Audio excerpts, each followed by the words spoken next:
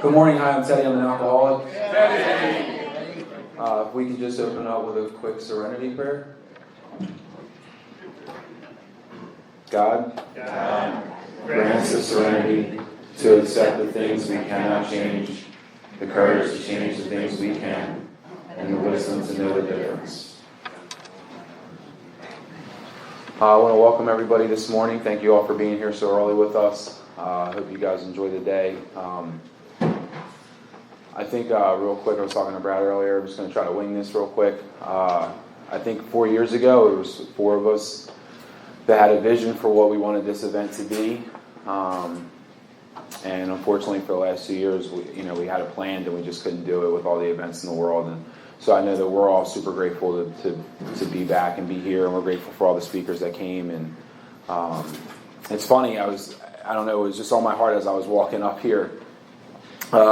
A young lady that was my girlfriend that was here last night is not, currently anyway, not like us. And which I don't know, we'll see how that goes. But it's funny because I have thoughts, I don't know, anybody that has the alcoholic mind like I have, I just kind of wonder what it's like for her at times to deal with somebody that's got a mind like mine. And when we went I want to thank Marion and Chris especially for last night, because we went out to eat for a little bit, and the light that was on in her eye last night when she was trying to talk to me about like some of the things that we talked about last night, and it's just this lights up the world, and so I'm grateful for that. I don't really have too much. I'm just grateful you guys are all here, and it's going to be a great day.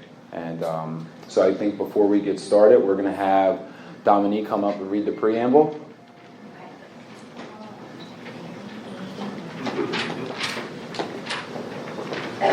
Thanks, bud. Thanks, Teddy. Yeah, thank you. Yes. Hi, I'm Dominique. I'm an alcoholic. AA Preamble. Alcoholics Anonymous is a fellowship of men and women who share their experience, strength, and hope with each other, that they may solve their common problem and help others recover from alcoholism. The only requirement for membership is desire to stop drinking. There are no dues or fees for AA membership. We are self-supporting through our own contribution. AA is not allied with any sect, denomination, politics, organizations, or institutions. Does not engage in any controversy, neither endorses or opposes any causes. Our primary purpose is to stay sober and help other alcoholics to achieve sobriety. Thanks for letting me read. Thanks, Dominic. And real quick, just as I'm going to throw her out there, we do a big book study at a church right over here on Tuesdays, and she's in a local house. And the fifth week, I started, I couldn't find speakers when we came back from COVID, so I just kind of did it myself. And the fifth week, I announced to the group that we were going to we're going to have speakers starting the next week. And I said, I know you guys are getting tired of hearing me. And she from the front row said, yeah. So,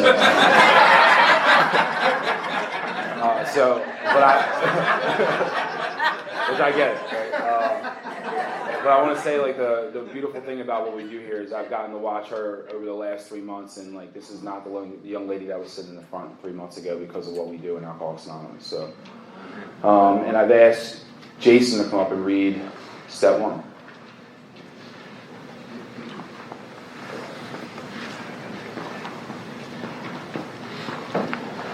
Good morning, everybody. I'm Jason. I'm an alcoholic. Good morning, Jason. Step 1. The tragic truth is that if a man be a real alcoholic, the happy day may not arrive. He has lost control. At a certain point in the drinking of every alcoholic, he passes into a state where the most powerful desire to stop drinking is of absolutely no avail. This tragic situation has already arrived in practically every case long before it is suspected. The fact is that most alcoholics, for reasons yet obscure, have lost the power of choice in drink. Our so-called willpower becomes practically non-existent. We are unable at certain times to bring into our consciousness with sufficient force the memory of the suffering and humiliation of even a week or a month ago. We are without defense against the first drink. Thank you for letting me read. Thanks, Jason.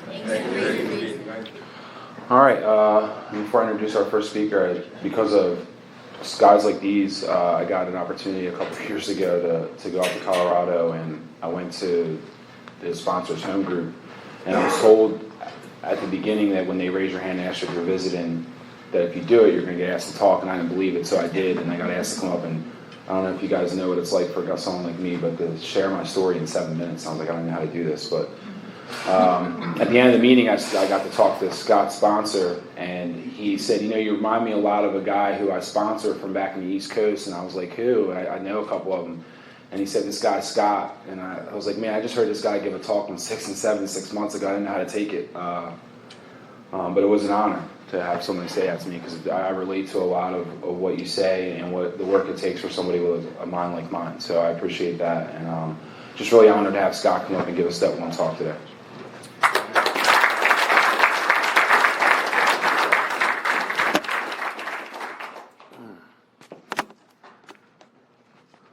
Where do you go from there? My name's Scott, and I'm an alcoholic. I'm grateful to be alive and sober, and I'm really glad to be here today. I want to thank you guys for this kind invitation to come down here, and it's great to see Chris and Peter and Marion, and to meet Beth. We don't get to see each other in person a whole lot, and I'm so glad you guys are here. It's funny. I will say this, without Step 1, there's nowhere for me to go here in Alcoholics Anonymous. And I can't tell you how many years I came into AA and I'd put my hand up in whatever meeting it was at, and I'd say, I'm Scott, I'm an alcoholic, and I really didn't have any idea what I was talking about. I didn't know what it meant to be an alcoholic, yet I would put my hand up and say, I'm Scott, I'm an alcoholic. Now, without having a first step experience, without starting out with finding out what it means to be an alcoholic, how could any of us know? I get it. It's not like, you put your hand up and said, you're Scott, you're an alcoholic, without knowing it because you're an idiot. And that's not the case. We don't suffer from idiot. Right? We suffer from alcoholism. Funny, we were talking last night in the lobby waiting on a pizza, like the pizza that couldn't come fast enough. And we're talking about dress. And I'm like, yeah, my suit. And I was like, oh, you're wearing a suit? And I was like, yeah. And then I'm like, now I'm going to be overdressed. Well, God has a funny way of taking care of my problems. I wake up this morning, I'm getting dressed. I forgot my belt. Now, if you know me, Melissa's like, just go ahead. Nah. Nope, ain't happening. But I was able to control my emotional natures. All right, and we're going to talk about that a little bit. I bounced in and out of Alcoholics Anonymous. I'm not going to tell my story here. I might touch on some things here just to let you know that I might be like you. That I might have what you have. I bounced in and out of Alcoholics Anonymous voluntarily. My first introduction was I was in custody until I was 18 years old, and they took us to an AA meeting and such. But, I attended my first AA meeting at 18 years old. And I had my last drink at 35. So for all those years, I tried to control and enjoy my drinking because of what alcohol did for me. Chris touched on that last night. I was hoping you'd keep on going, then I could skip the first half of the first step, which is that we admitted we were powerless over alcohol, that our lives had become unmanageable. There's a dash there. It separates that. End of thought, beginning of new thought. All right, so I'm going to talk a little bit about what it means for an alcoholic in regards to being powerless over alcohol. And I believe this. I can't prove this. I've had people debate it and come up to me after giving a talk saying, I don't agree with what you said because I don't believe I have any more power over alcohol right now than I did when I walked in. Me, personal power. The power comes from, it's a God job. God's grace keeps me sober. Because I haven't thought of a drink since the day I was separated from alcohol. And next month it'll be 18 years. And I have not, and it's not because I'm such a great guy. I've done everything in my power throughout my life to destroy myself. But God's grace has carried me through the most difficult times in my life. And some of them, a lot of them, most of them have been in sobriety. And not just sobriety, but recovery. But I'm never going to get involved in my own recovery without a first step experience. My first step experience carries me today. Currently, I'm very much in touch with step 1. It's not like, I had a first step experience and I can just leave that there 11 steps ago. If I'm having problems working my program today, if I'm not 10-stepping with my sponsor, if I don't have a prayer and meditation life, if I have unfinished amends to make, if there's things in my life I'm really not willing to let go of, I'm having a bit of a first step problem. If I'm sitting here today and I don't have a sponsor, and I'm not working the steps, and I'm not working with others as a result of having a spiritual awakening due to working these steps, see, now I have a first step problem. And I could sit here and use my mind, which is not my friend. Chris touched on these things last night telling his story. What do our minds do to us? The second half of the first step will really bring me very much in touch with how my mind is not my friend today at times. But I have a response to it, and that's what Alcoholics Anonymous has given me, is a response to my alcoholism. And I am a recovered alcoholic. I have absolutely 100% recovered from drinking. I don't think about drinking. I haven't in many years. I can go wherever a free man goes, and I know that I'm a position of neutrality, safe and protected, and I have a response to all the other stuff because alcoholism doesn't come in a bottle. And I'm addicted to a non-addictive substance. Alcoholism is in me. And I'll open up to the doctor's opinion. We'll get his opinion on that for a little bit. I'm not going to do a whole lot of book stuff. I'd like to talk more about the essence of the first step and how it's impacted me. And I'll tell you, my friend Peter here and Chris, if it wasn't for guys like these, I wouldn't have had that experience when I did. I don't know if it would have come in time. I can't say. I'd be dead now. I don't know. I don't know much, to be honest with you. There's far more that I don't know about God and how things work and such than I do. Anyway, here we are to talk about step one, and I mean the importance of it. I can't even, I'm going to use words, and which fall short. I mean, how do you use words to explain an experience in Alcoholics Anonymous and with God? But that's all we got right now. I mean, if you want to follow me around, and you'll get to see how I really am. You want to ask my fiance, you ask her how I am every day. You can ask my son how I am every day, who works with me on site and in the shop. You can ask my clients what I'm like, compared to the person that walked into Alcoholics Anonymous prior to having a first step experience and sitting in these rooms and just I'm going to figure it out. I have a plan. Like Mike Tyson says, everybody has a plan until they get punched in the face. I have a plan. I had a plan when I was in custody. If you asked me what my plan was, I probably wouldn't be able to tell you. But internally, I had a plan. Picking up a big book and getting a sponsor was not part of that plan. My plan was, I'm going to meet a woman, and we're going to have this wonderful relationship, and now I'm a stand-up guy again, and I get my job back, and I feel a little bit better about myself, but I got something going on inside of me that I'm never satisfied. Now, Dr. Silkworth talks about they are restless, irritable, and discontented unless they can again experience the ease and comfort that comes at once by taking a few drinks. That restlessness, irritability, and discontented, it has us on our phones while we're in meetings. It has us talking when we should be quiet. It has us sitting at home fidgeting. A lot of guys, I can't speak for the women, but I've worked with a lot of guys. It has a lot of us guys addicted to things like pornography and masturbation and all kinds of stuff. If this was a men's workshop, I could really get into some stuff, but we're in mixed company. I'm not going to do that. But you guys know what I'm talking about. Going to massage parlors, all kind of stuff. Destroying our lives, destroying our relationships. It has us getting into fights at work.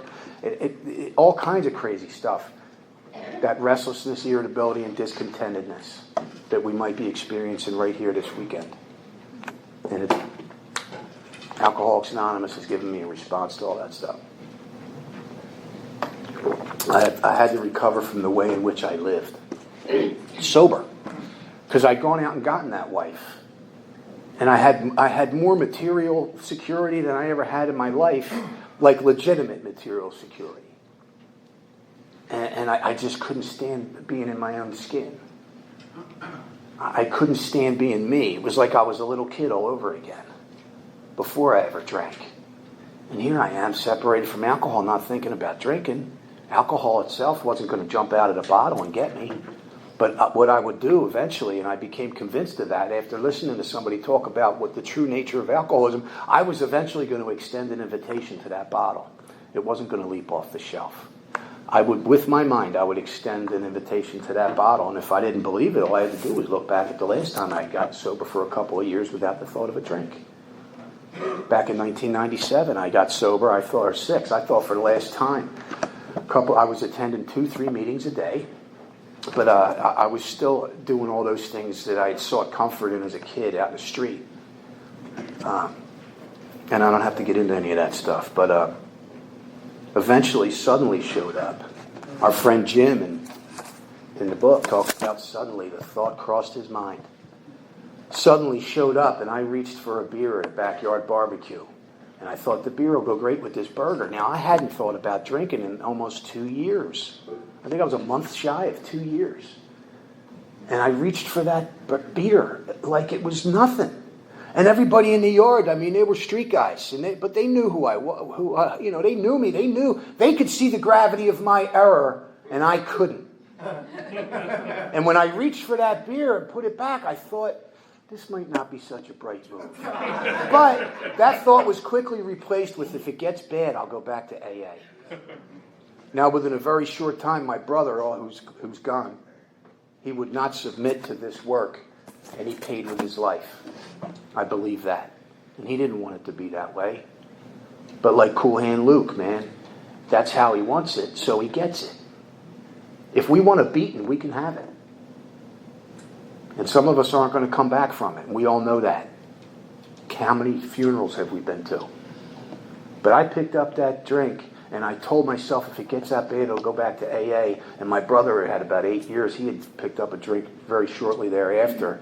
And before you know it, went back to my old tricks. I'm robbing guys on the street all over North Philadelphia. I mean, 3 times a night, because they had shifts. It worked out pretty good. It was like hitting the ATM 3 times a day. And I can kind of laugh about that stuff today, but I watched a friend of mine get shot in the face. But it wouldn't stop me. It wouldn't stop me. It led to the worst 5.5 years or so of my entire life. And then a loving God separated me from alcohol because I'm not a quitter. The Marshal Service came to my house. I was a fugitive of justice, which I had been before. I know how to live that life. But the Marshals came and took me out of my house. And the funny thing is, God writes straight on crooked lines. I might not like the way in which God shows up in my life. He just showed up for me after a horrific accident and revealed some things to me that would probably save my life. Well, this day I prayed. It was April 1st of 2004. I said a prayer, God, please help me. I can't stop drinking. I'm going to die in this house. I can't peel myself away from this bottle. And the next day the marshals showed up, took me out of the house. And I didn't see the truth about that until I got down the street with shackles and belly chains, and they sit me in the back of the Jeep, and they're taking off their vests and helmets, and and I'm thinking, man, these guys just saved my life. They just saved my life, and I thanked them. And they says, oh man, well, what happened to that guy we just put the shackles on in the house, I had a shift just like that. Instant shift.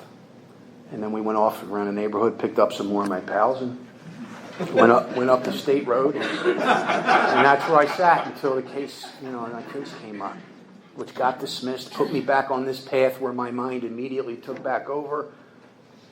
And I started to set my life up as I would have it with the girl. And, she comes in the room, and it's like, there she goes. The song.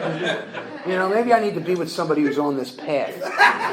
Like I was on some kind of path.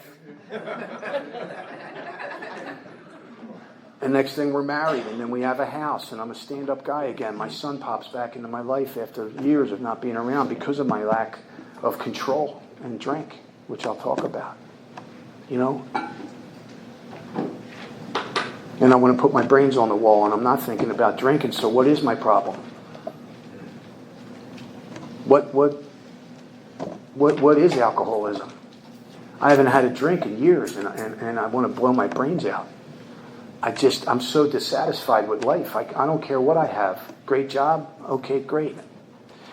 Beautiful woman? Okay, great. Or whatever your thing is. I don't care. Man, woman, men and women. Nothing satisfies. What am I going to do? I'm a stand-up guy again. I hate myself. I wouldn't say something like that, but that was the truth. I couldn't stand myself.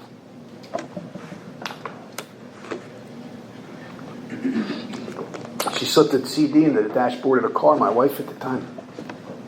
She had met a woman in Colorado who was from this conference called Fellowship of the Spirit out in Denver.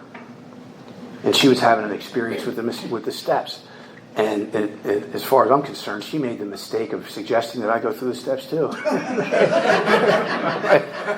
That's good for you. I'm cool. I'm like this. I'm level all the time. Really, I was more like a sociopath. You couldn't get anything out of me. Like if she wanted to get a rise out of me, I'd just be like, "Can you say something?" You know what I mean? Because she had looked up the definition of a sociopath online, and I fit. And it's true, and she wasn't laughing when she saw that. What she had done is come to the realization that she was most likely married to a sociopath because she couldn't figure me out. You get nothing out of me. I would never tell you what I thought, and I certainly wouldn't let you know what was going on until I was ready to make my move, because that's how I lived my life, all my life. But she slipped the CD into the dashboard of the car, and it was my friend Peter talking about step 1. And the phenomenon of craving, which I'm going to start off with. Trust me, I'll get there. What it really means to be an alcoholic. And I fit. And then the restlessness, the irritability, and the discontent when I'm sober. And I fit. I was experiencing it right then and there. Lack of power in the mind before the first drink. My mind will lead me back to a drink, even if it's suddenly. It's not like I have to mull it over and have obsessions. And you'll hear that in meetings. Call me if you feel like drinking. What? I'm not calling you. What? That'll ruin everything. I'm not doing it. That's, and listen, if it was like if we were allergic to peanuts or something like that, that might work. Hey man, if you think about peanuts, if you get a craving for peanuts, call me. All right? Remember what happened the last time you ate those peanuts and you were allergic to them, Oh, wow, yeah, that's right. I ended up in anaphylactic shock. I was in the hospital. That's easy. Alcoholism's a different animal. I'm not going to... we just heard it. I can't remember the suffering and humiliation of a week or a month ago or a day ago. Chris talked about that. Waking up in the morning so poisoned with alcohol, I can't even move. I'm like... Ugh. I was living with a woman before I got separated from alcohol, and I'll tell you what, after that run my brother went on, it was insanity. It was completely insane. And what's a street guy do? He calls her. So I call a guy I used to do work for.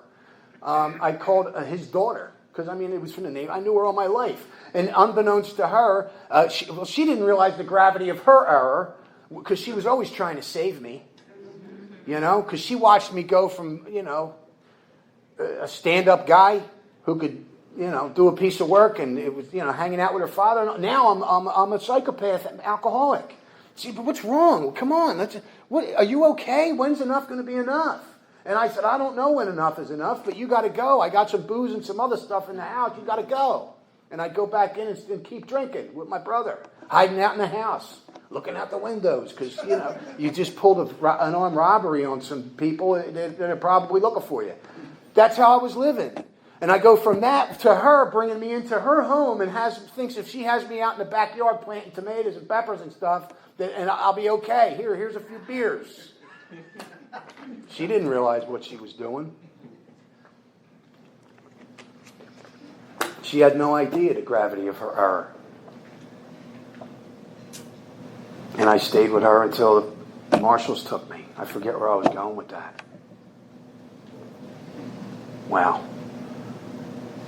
Anyway. Fast forward to sober Scott now. Happy, joyous, and free. I would hear that and be like, what are they talking about? Happy, joyous, and free. Like, I still sometimes wonder exactly, because I mean, God bless Bill Wilson. He was alcoholic to the core. Has anybody suffered in recovery because maybe it was time to suffer? Like, you got to suffer to sing the blues around this camp.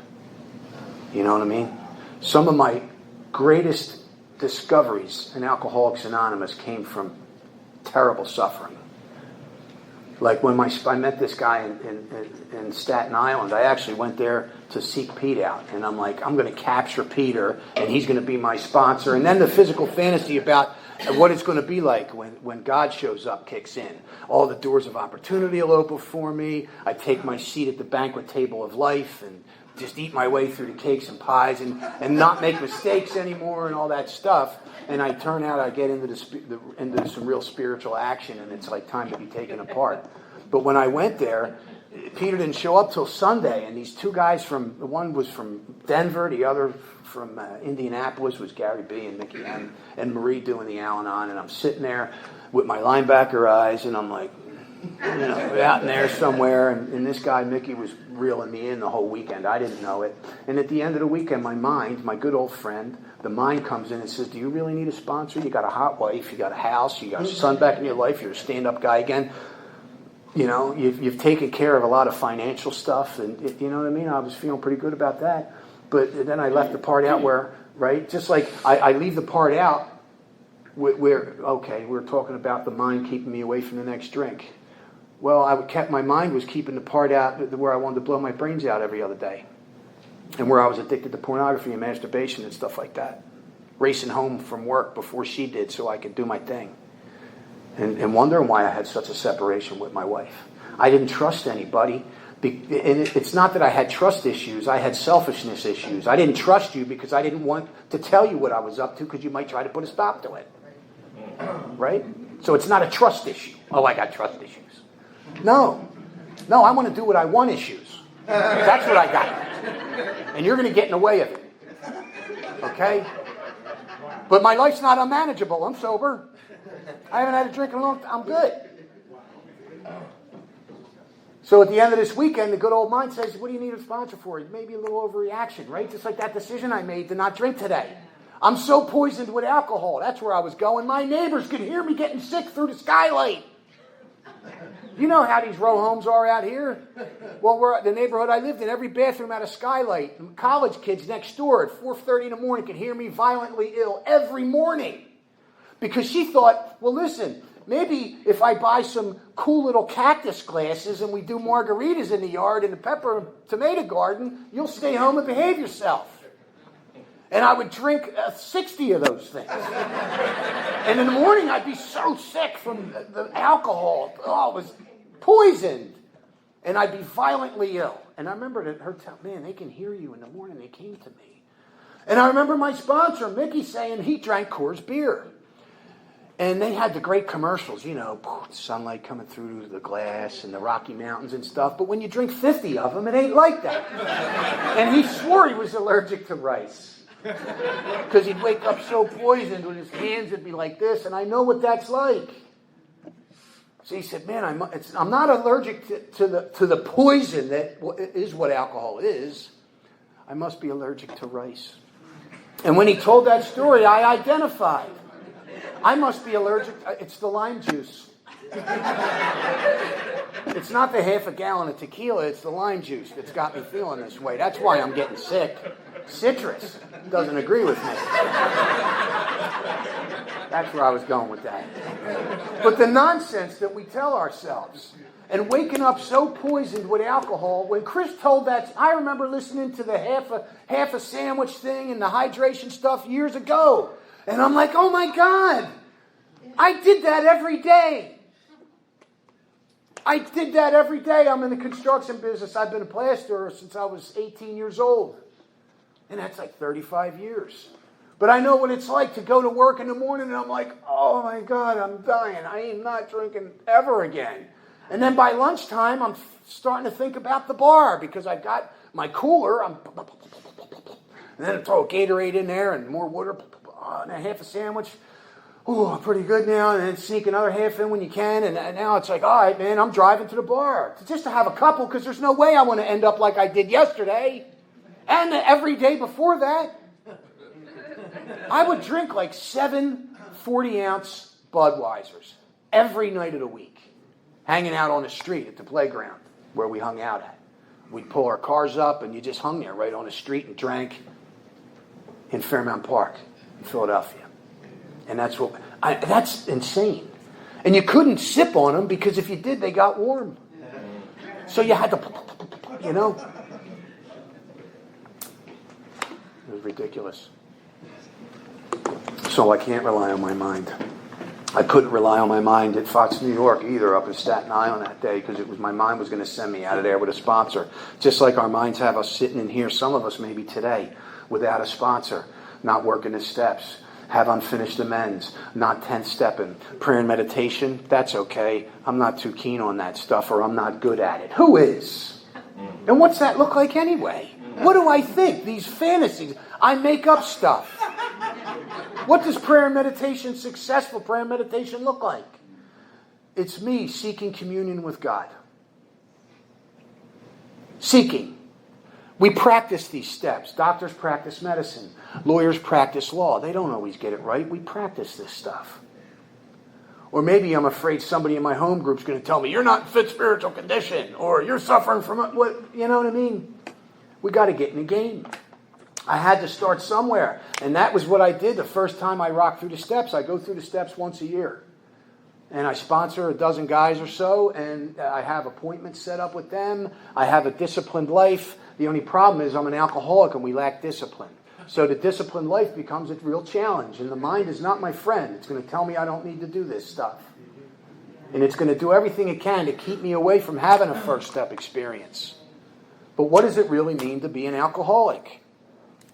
I met this man, Mickey, and we went through the steps. And the first thing he did was qualify me to see if I was a real alcoholic. And I do the same thing. And it's not that I got anything against anybody that does drugs. I did lots of drugs. I don't know if I'm an addict or not. Drugs are addictive. I mean, right? You ever see the experiment they did on the monkey?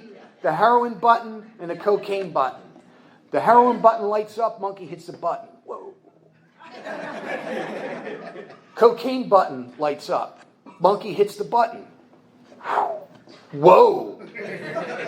Then the monkey hits the cocaine button again. That light didn't even need to come on. Then the monkey hits a coke button. Monkey hits a coke button. Monkey hits a coke button. Monkey dies. Right? He liked them both, but man, he was jamming on that coke button. It didn't even have to light up. Now, heroin itself is an addictive substance by nature. Anybody on the planet takes heroin every day for a few weeks straight. You put them all in a room, everybody's coming out addicted to heroin. It's in the substance. The mother-in-law statistics on alcohol are that 9 out of 10 people can drink alcohol with relative impunity, therefore non-alcoholic. But that 1 person in 10 with alcoholism, if you put them in a room and fed them, say, whatever your favorite whatever is, booze, and it's not, and the forms of alcohol are all different forms of alcohol. It's not pot, coke, meth, whatever. Anyway, just threw that in here. If you fed that person alcohol 3 times a day for 2 or 3 weeks, the only person coming out of that room, alcoholic, went into that room alcoholic, because the alcoholic is in the person, it's in the individual, it's not in the bottle. If 9 out of 10 people can drink alcohol with relative impunity, that does not qualify as an addictive substance. The only reason alcohol is in the addictive substance list is because of us. Because of alcoholics. There's enough of us that they said, okay, maybe this stuff is addictive. And if you look up alcoholism in a medical book, it's in the mental illness section. How about that? All right? But many of us do get to recover. All right? So how's that happen? Well, I need to be backed into a corner. And I mean backed into a corner like I've never been backed into a corner before. Step one has to get me to where I have no way out. I got nowhere to go. I am absolutely 100% screwed. And I needed to be convinced of that. To my innermost self, I needed to concede to the fact. And defeat is the most powerful position I can take in step one.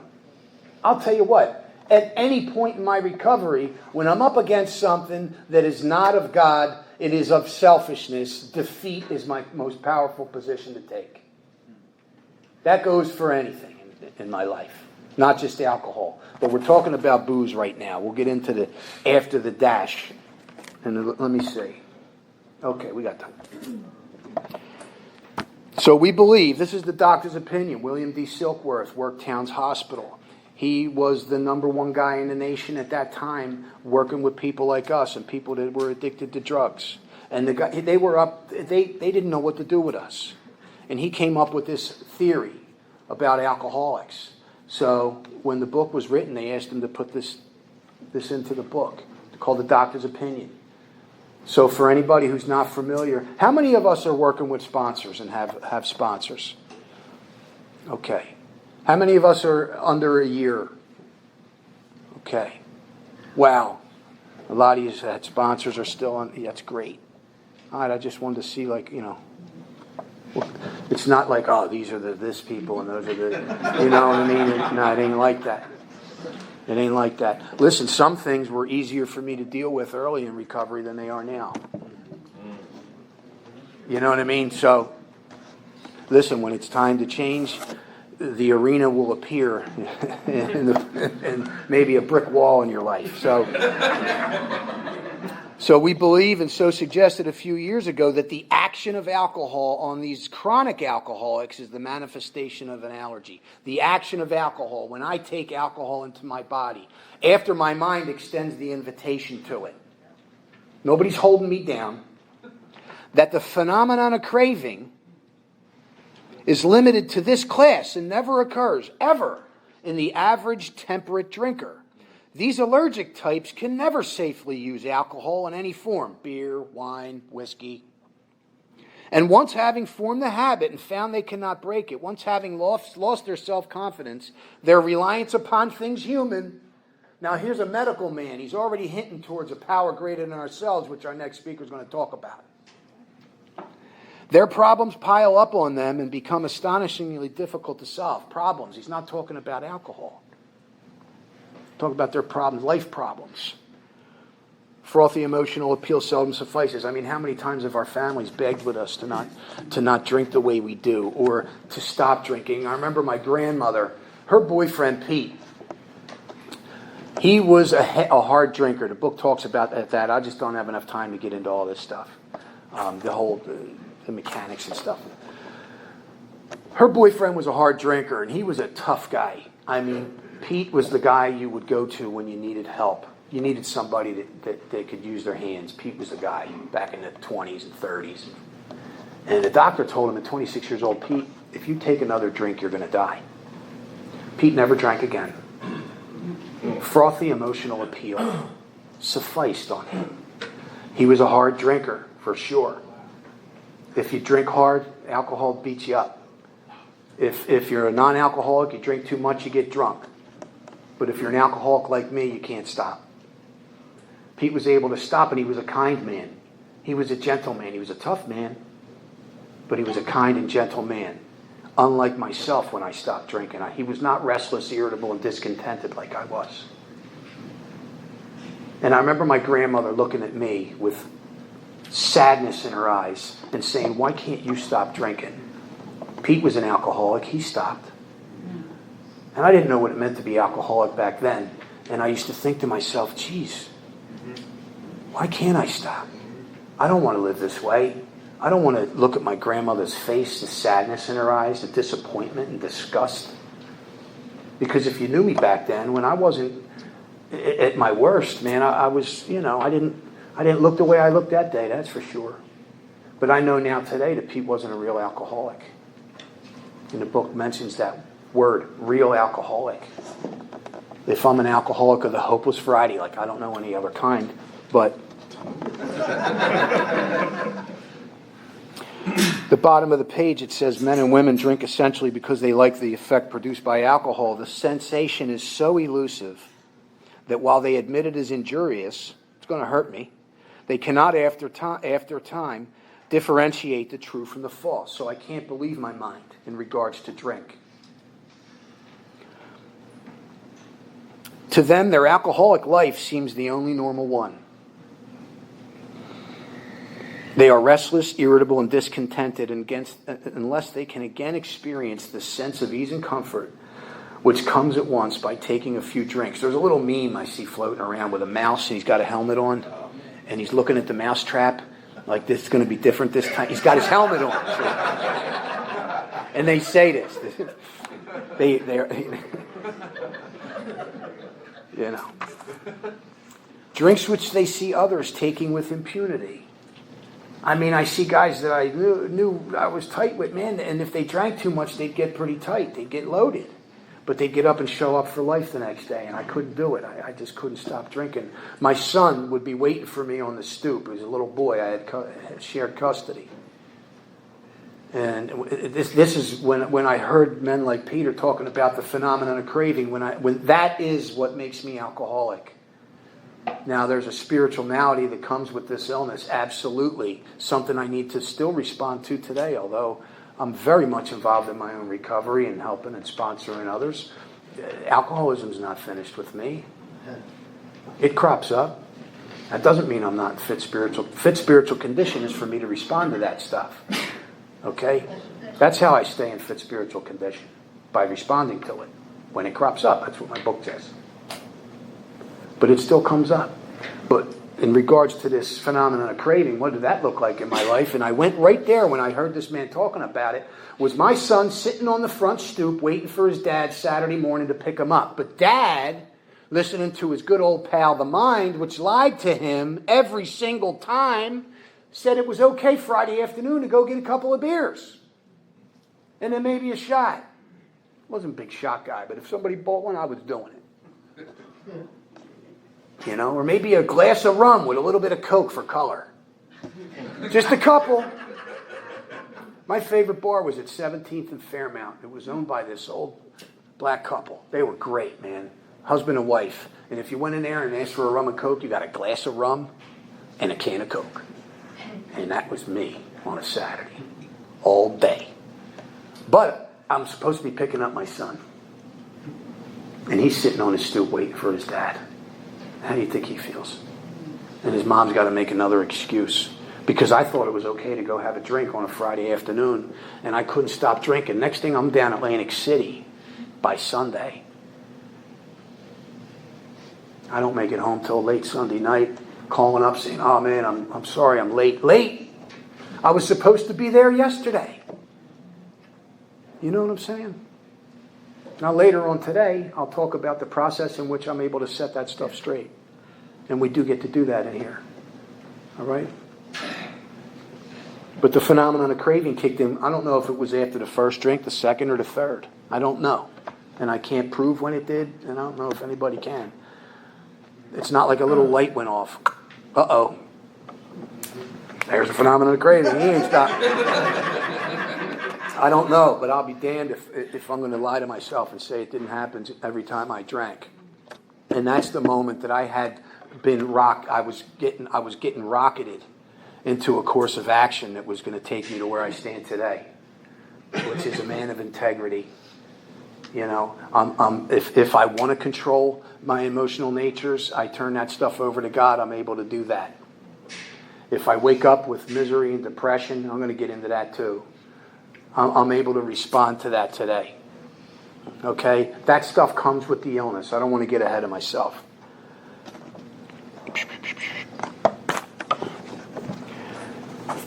After they have succumbed to the desire again, as so many do, and the phenomenon of craving develops, they pass through the well-known stages of a spree, emerging remorseful with a firm resolution not to drink again. This is repeated over and over, and unless this person can experience an entire psychic change, there is very little hope of his recovery. On the other hand, and strange as this may seem to those who do not understand, But those of us who are in this deep end of the pool, we do understand. Once the psychic changes occurred, the very same person who seemed doomed, who had so many problems he despaired of ever solving them, suddenly finds himself easily able to control his desire for alcohol. The only effort necessary being that required to follow a few simple rules, which were what Bill had come up with at that point. I'm guessing that was the Oxford Principles by then. But if you add 6 more steps to it, I mean, it's a few simple rules. But I got to submit to that stuff. And here's another thing about psychic. The word psyche translates to soul. I hear psychic change. It's like, oh, I got to have a change in thinking, which I do. Because thought happens, at the speed of thought, bang, suddenly shows up, and it's going to tell me to go back to my next drink, to that first drink. But what drives the human is the soul. And the word psyche translates into soul. So I need to have a change, an interior change in my soul, so that my thinking doesn't bring me back to my next drink. Now, here's a medical man talking about that. Everything they tried medically and logically didn't work on us. So now he's convinced, based on what he saw in Bill, that it's a God deal. Now that I've quit drinking,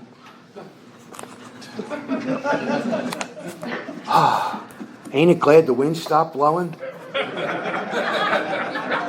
What's sobriety look like? Well, let's see.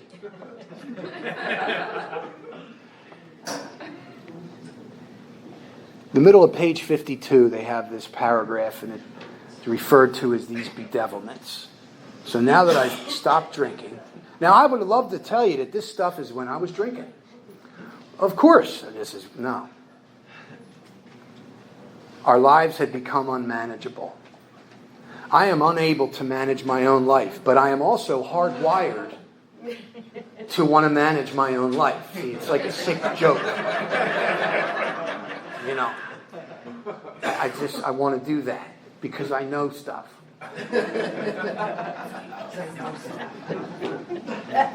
So we had to ask ourselves why we shouldn't apply to our human problems the same readiness to change our point of view and to bring God into it as we did with our drinking. Now, I'm not saying I'm powerless over alcohol the way I was when I was out. Like, I can't go here because I'm powerless. I can't go there because I'm powerless. I can't go by the bar because I'm powerless. I'm safe and protected. That's a God job. Do I personally think I have power over alcohol? I'm not going there. I believe if I were to take another drink, God forbid, the phenomenon of craving is going to kick in and I am toast. I don't think I'd survive it. I don't. And God willing, I believe I've taken my last drink. Unless God wants me drunk. And I'm in the deep end of the pool, I'm going to stay there. Safe and protected with you guys. My circle has gotten very small in Alcoholics Anonymous, and my lane is very narrow, and I stay in it. But the tribe that I have found, they're scattered all over the United States. But man, when we get together, it's like, I'm home. Okay? And I need to be, because when I tell you I'm hardwired to want to run my own life, I'm not kidding. It's shown to me over and over again. And when the arena needs to be set up for change, it's an event in my life. It's a right here, right now. You're in it, kid. And what are you going to do? You going to drive this into the wall? Or are you going to let me create an arch for you to pass through that wall? That's my experience. But if I think the party's over because I stopped drinking, or the party's begun or something, let's see.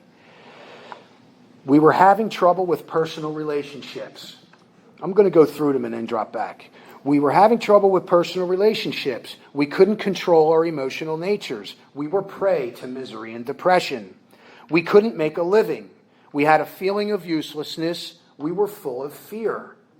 We were unhappy. We couldn't seem to be of real help to other people.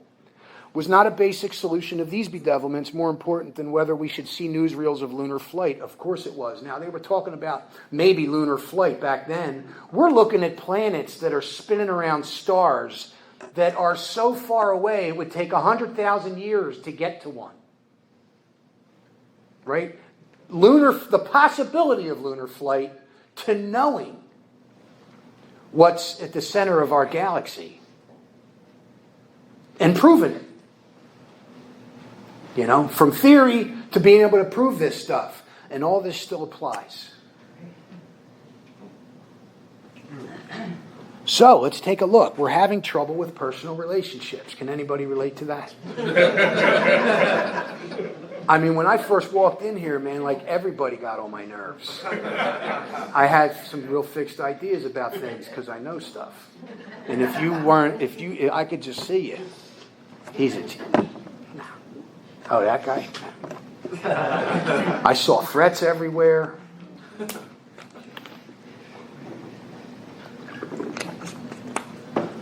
Especially in relationships. Personal relationships, sex relations. Here's the thing about my desire to want to run the show, to manage my own life. The more important something is to me, the more I want to manage it. That is a sick joke for a guy that is unable to manage his own life. I need to reach out to God and do everything in God. My sponsor told me about these monks that they paint icons. And he does too. He paints religious icons. He used to. And they pray with every stroke of the brush. They breathe prayer onto it. Every little brushes. Every little stroke. They live their lives prayerfully.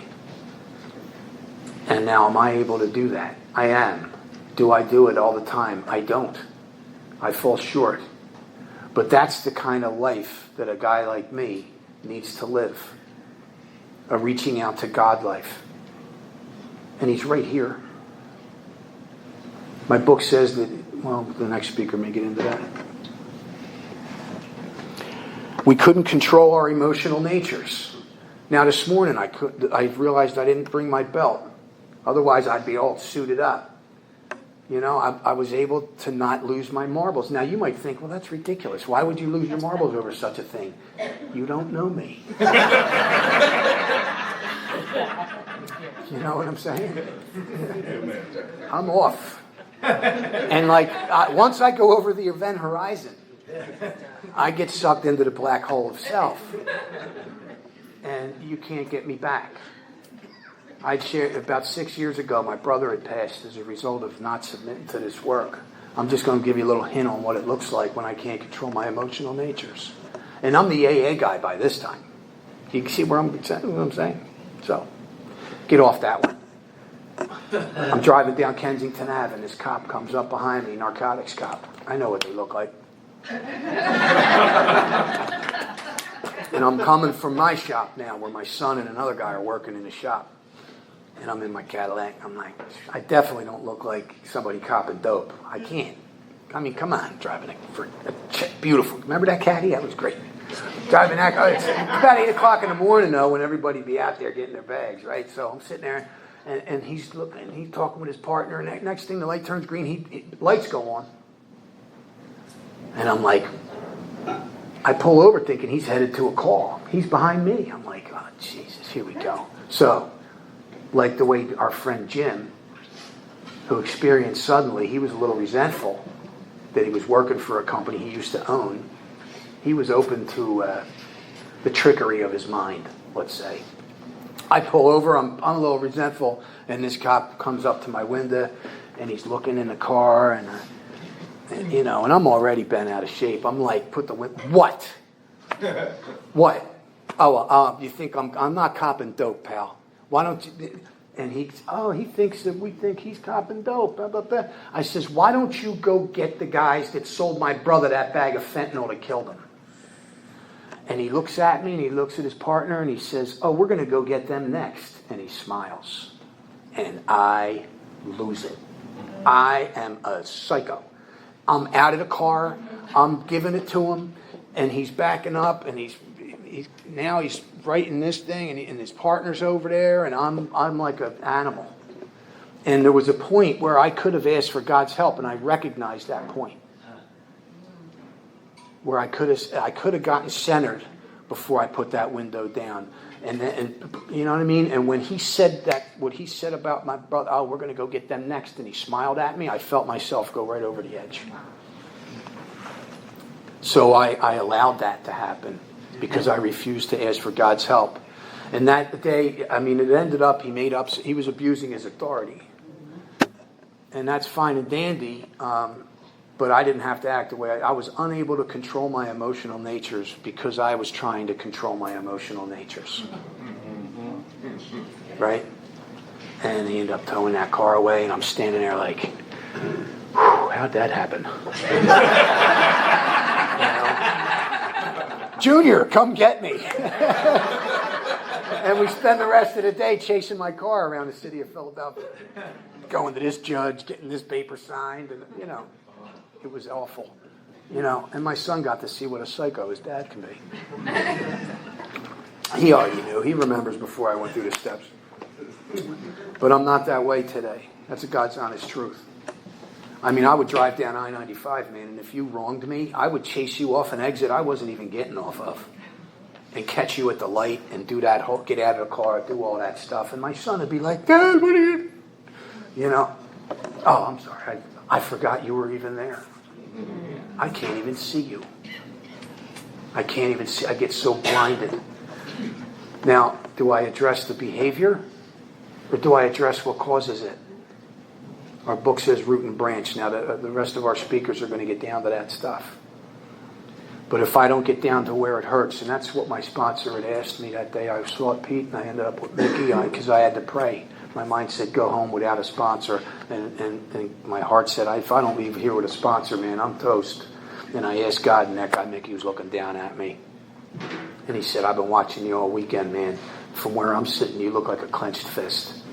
Tell me where it hurts. And I'm like, what?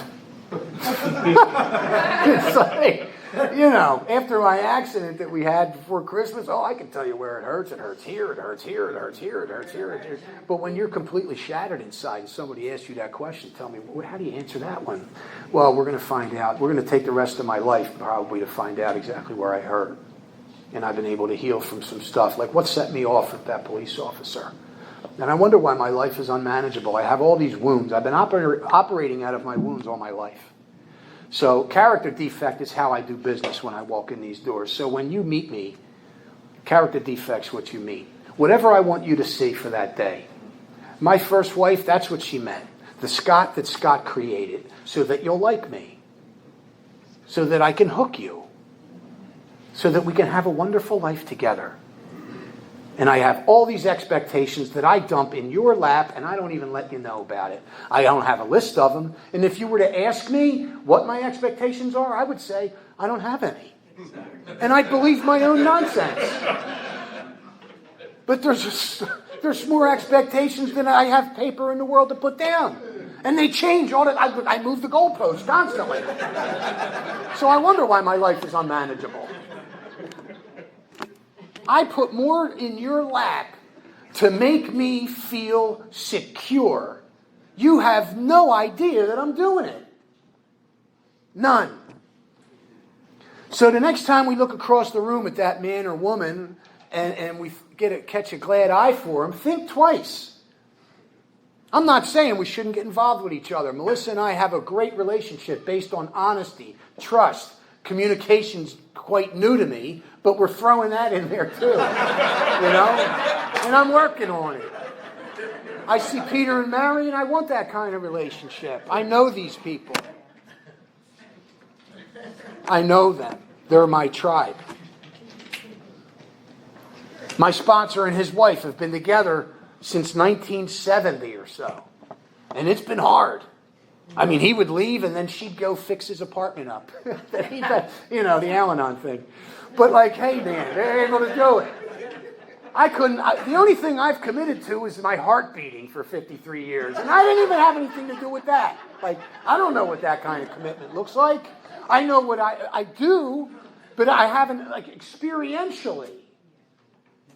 I've committed to my recovery That's the longest commitment I've had in my life.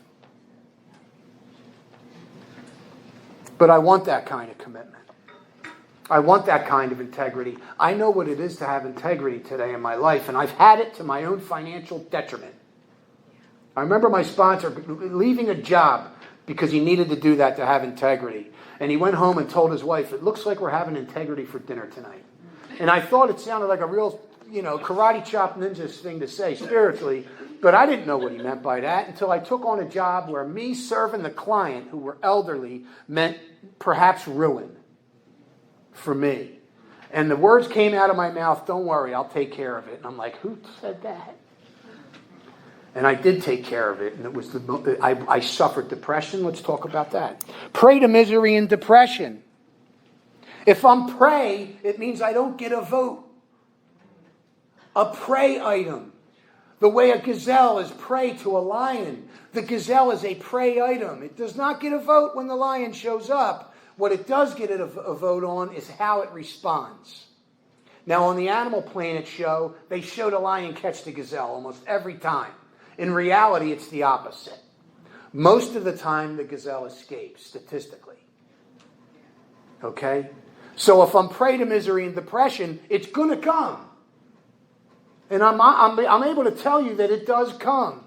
And I have a response to it. And so I may never find out why or where or what's the root. I don't know. I got to look. I do what I do. And if I find out, great. I have another golden nugget of brokenness to lay onto the altar that Chris is going to talk about later. Everything needs to be placed onto the altar. And if I learn to pay attention, this stuff comes with the disease, the illness. These bedevilments. It comes with the illness. It's not going away because I stopped drinking. And having a program of action in my life gives me a response to this stuff. And it does get less. This stuff doesn't show up in my life the way it showed up when I first sobered up or first got with my sponsor and just scratched the surface the first time I went through the steps. That's why I suggest repeatedly going through the steps. I do it once a year, and I sponsor a dozen guys or so, and we go through the steps once a year. Because in the growing in understanding and effectiveness of what's going on with me, effectiveness of getting to the truth about it, I grow in understanding and effectiveness about my entire life. By going through this work and staying in it. Staying very current. But I'll tell you what, my illness gets tricky. Always looking for a way to go around the side or through a crack in the armor. And you know what I'm saying? And I'm completely capable of deceiving myself. I believe that. So, am I going to get in this or what? I'm prey to something that's trying to kill me. And then, now that I'm not drinking, I'm prey to a thought life that makes my life miserable, and I continue to harm others. And these thoughts. Now, if you think you can control your thoughts, try stopping them.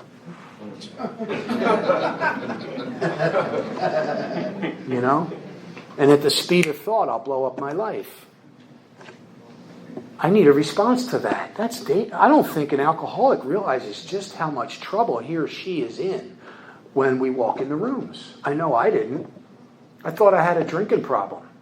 And I'm not drinking. I'm glad it's over. I have no desire to drink. Probably never drink again. That was my thoughts. But the rest of the stuff I can figure out. I could figure all that stuff out. Couldn't make a living. Had feelings of uselessness. I remember guys would ask me to sponsor them because I had a few years sober. And I couldn't sponsor you. It's like I don't even know what to do. I felt so useless in here. But the way I felt about myself inside and every other facet of my life was just as useless. I've never met an alcoholic that felt very highly of themselves. I felt like a throwaway person all my life. That's why I sought the power I sought at such a young age out in the street. And I found power out there, believe me. But it wasn't the power I needed. But I'll seek you as power, Melissa. I'll still be my higher power. My self-appointed position in AA might be my higher power. I'll worship that, And I'm a liar. So, It's just something to think about. All these things that are so important to us in our lives is right where alcoholism wants to attack us. It wants to run the show and take over.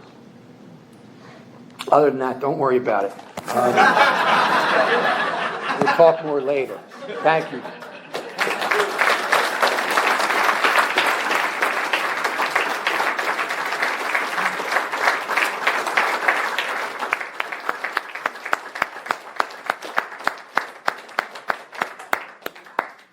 Thank you, Scott, and we're going to take a quick 10-minute break.